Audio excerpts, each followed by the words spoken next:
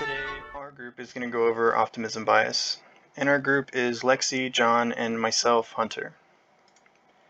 First, we have an overview. Optimism bias can also be referred to as an unrealistic optimism or a comparative optimism.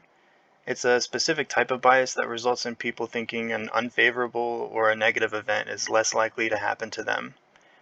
And comparatively, people will also believe that they are more likely to experience favorable or positive events and outcomes.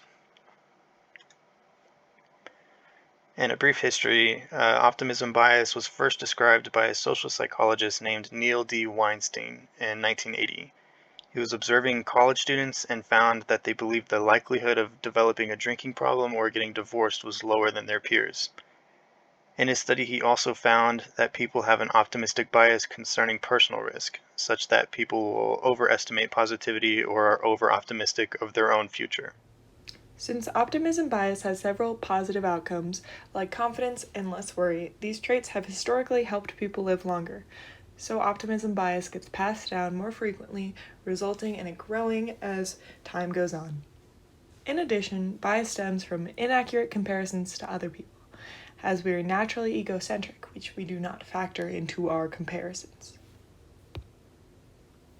While I said before, optimism bias leads to positive outcomes, on the flip side, it can also lead to rash decisions made without proper thought because we think we are okay and not at risk.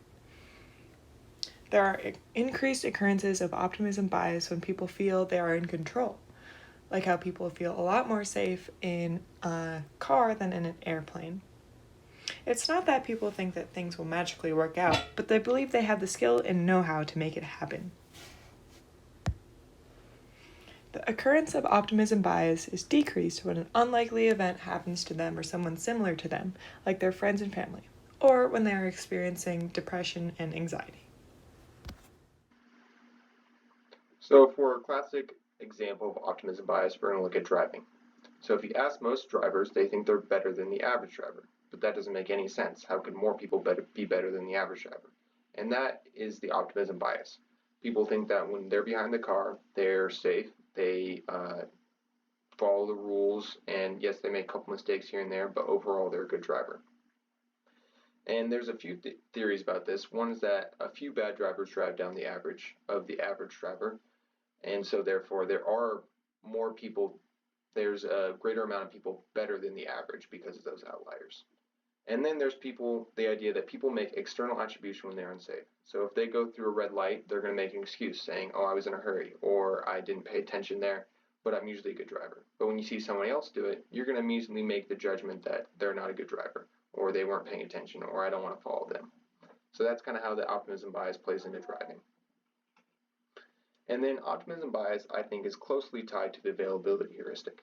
So back to the driving example, say you're been driving for 6 years and you've never got in an accident, never got a ticket, anything like that, you're probably going to think you're better than the average driver. And that comes from the optimism bias, but also the availability heuristic saying that I don't have any bad experiences, so therefore I'm going to be optimistic about it. But when you do get in an accident, then the availability heuristic is going to tell you from your recent experience that driving is not always safe. That doesn't matter how safe you are, it's not always in your control, something like that.